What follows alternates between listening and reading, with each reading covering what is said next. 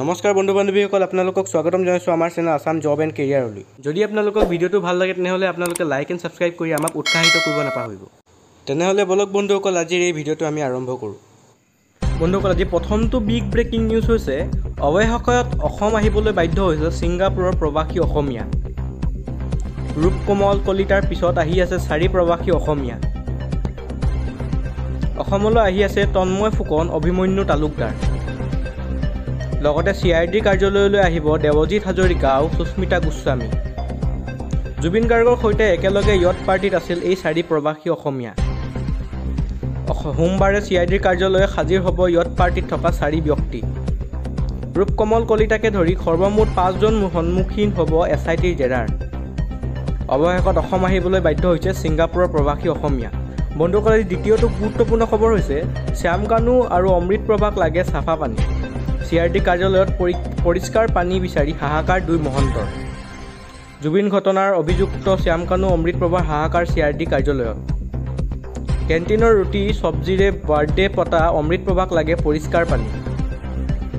শৰীৰৰ বিষত মালিচ বিচৰা ফেষ্টিভেল মহন্তকো লাগে চাফা পানী। 12 দিনে পৰিষ্কাৰ পানী ব্যৱহাৰ কৰিব পৰা নাই 2 মহন্তই। পৰিষ্কাৰ পানীৰে গা ধুবলৈ নাপায় হাহাকাৰ কৈছে 2 মহন্তই। 5 ষ্টাৰ হোটেলত বিলাসী জীৱন কটোৱা 2 অভিযুক্তৰ হাহাকাৰ। আজি নতুন পানীৰ টেংকি লগাবলৈ কৰ্মচাৰী ব্যস্ততা CID কাৰ্যালয়ত।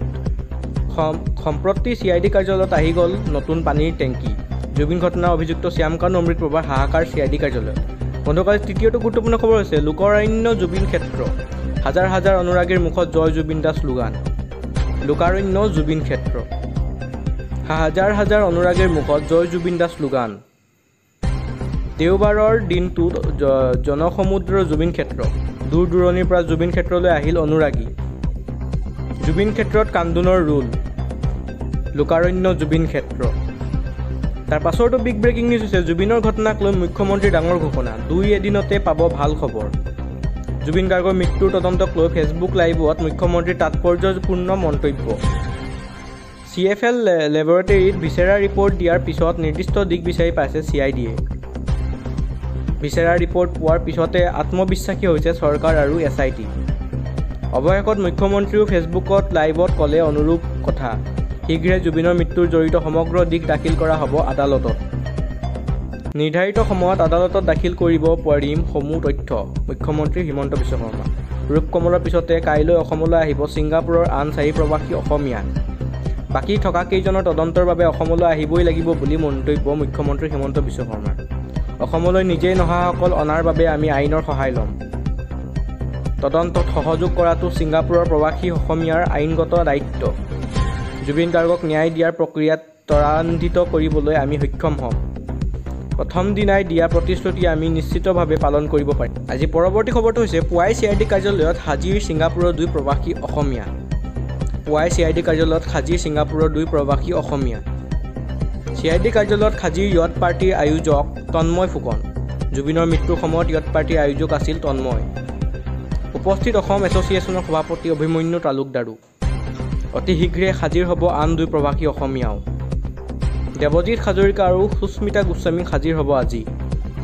পুৱাই CID কাৰ্যালয়ত হাজিৰ ছিংগাপুৰৰ 2 প্ৰৱাসী অসমীয়া। তাৰ পাছতো বিগ ব্ৰেকিং নিউজ হৈছে মামা আমাক মিঠাতেল নালাগে, আমাক জুবিন দাৰ ন্যায়হে লাগে। জুবিন ক্ষেত্ৰৰ পৰা জুবিন অনুৰাগীৰ গৰ্জন। মামা আমাক মিঠাতেল নালাগে, আমাক জুবিন দাৰ ন্যায়হে লাগে। জুবিন ক্ষেত্ৰৰ পৰা জুবিন অনুৰাগীৰ গৰ্জন। সৰিয়হৰ খেতি কৰিলে মিঠাতেল পাই যাম, কিন্তু জুবিন দাক উভতাই নাপাওঁ। আমাক জুবিন দাৰ ন্যায় লাগে, কাকো আমি এৰি নিদিওঁ। জুবিন দাৰ বাবে আমি জীৱন ত্যাগ কৰিবলৈও সাজু। মিঠাতেল নালাগে, ন্যায় লাগে। সকলোকে কঠোৰ শাস্তি দিয়ক, অন্যথা ৰাইজে কেতিয়াও ক্ষমা নকৰে। জুবিন ক্ষেত্ৰৰ পৰা খুব হাজাৰ হাজাৰ জুবিন অনুৰাগীৰ।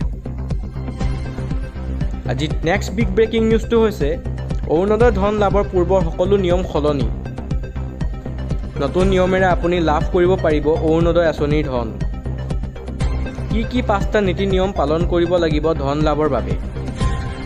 প্ৰতিগৰাকী অৰুণোদয় হিতাধিকাৰীয়ে কৰিব লাগিব KYC।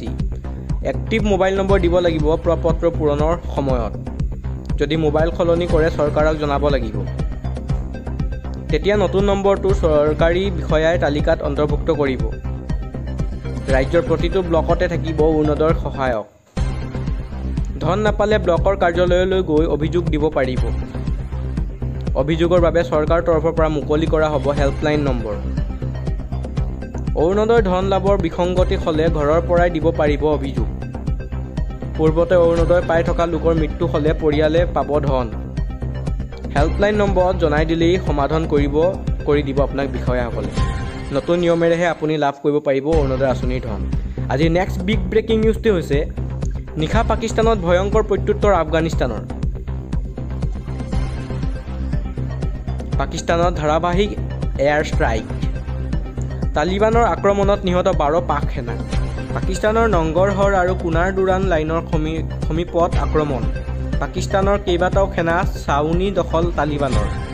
পাক আফগানিস্তানৰ সীমান্তত বৰ্তমানেও হাহাকাৰ অৱস্থা। নিশা পাকিস্তানক ভয়ংকৰ প্ৰত্যুত্তৰ আফগানিস্তানৰ। ভিডিঅ'টো চাই ভাল লাগিল যদি আপোনালোকে লাইক আৰু ছাবস্ক্ৰাইব কৰিবলৈ নাপাহৰিব। ধন্যবাদ।